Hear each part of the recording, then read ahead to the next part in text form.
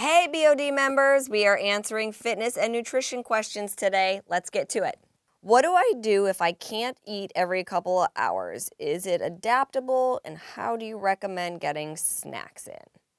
Okay, yes, the 21-day fix is adaptable, and no, it's not the end of the world if you can't eat every couple of hours, but I would suggest sticking to at least 3 meals a day. You really don't want to combine your containers into anything less than that, because then you start to put too much food in your stomach at once. So if you can't do 5 or 6 small meals a day, at least still try to spread it out to 3 meals a day.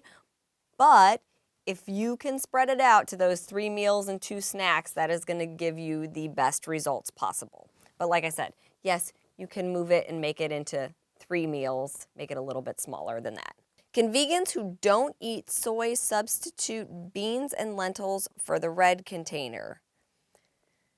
You can, but you're going to start to shift your macros a little bit on this one. They're just still carb heavy, so it does change it a little bit. So make sure you're eating really clean so that you don't end up with a super high carb meal plan. So you can. I know it's a little bit harder for vegans and vegetarians, but just be aware that they are still higher in carbs than animal proteins. Any advice for eating paleo on this program? Yeah, you can just select paleo-friendly options from the food list, so like kale, eggs, and nuts. But here's the other great thing, you guys. My new cookbook, Fix 8, is coming out, and that has tons of options in there for everybody. So we have vegan recipes and paleo recipes and gluten-free recipes, literally covered the spectrum. So that will be an option as well. Should I increase my calorie bracket if I am doing 2 workouts? Not necessarily. What you need to do is use the formula on page 76 of your guidebook and calculate it for being active or for doing harder workouts and see what calorie bracket that puts you in. Sometimes that'll end up bumping you up to the next bracket, but not always. So just know that anywhere between 30 minutes and an hour is actually normal for a workout, so you don't necessarily have to just bump yourself up. I want you to really follow the guidebook and use the formula that is in the book. That's how you're going to get the best results. The second you start guessing and trying to change it to fit what you think is going to work, you're not really following the program anymore. So make sure you're using that formula, and that'll get you in the right calorie bracket.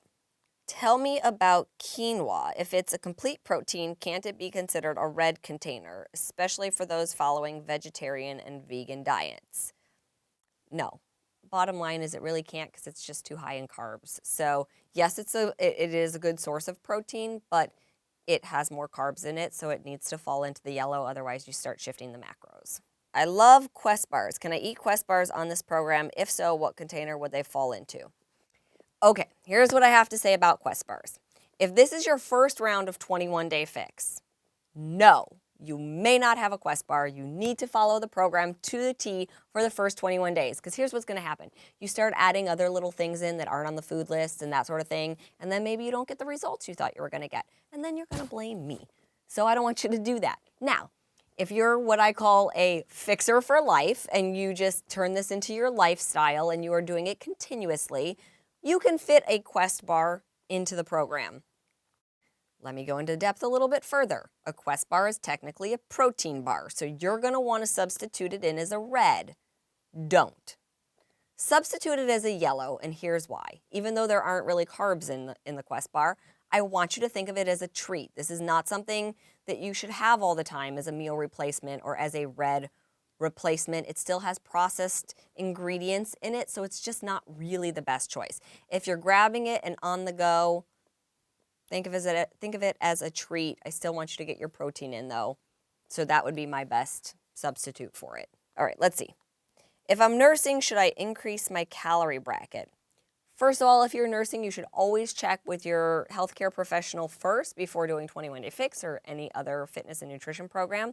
But that being said, yes, what you want to do is do your calorie calculation and then add 500 calories to that number, whatever bracket that puts you in. That's where you will end up, and that's where you'll be okay, so that your milk supply stays up and you still have energy and you're still burning calories and all that sort of thing. So add 500 calories to your calculation if you're breastfeeding. Guys, thank you so much for the questions. They're awesome. I always love being able to get back to you. So I hope these helped. Keep them coming, and I'll see you guys soon. Bye.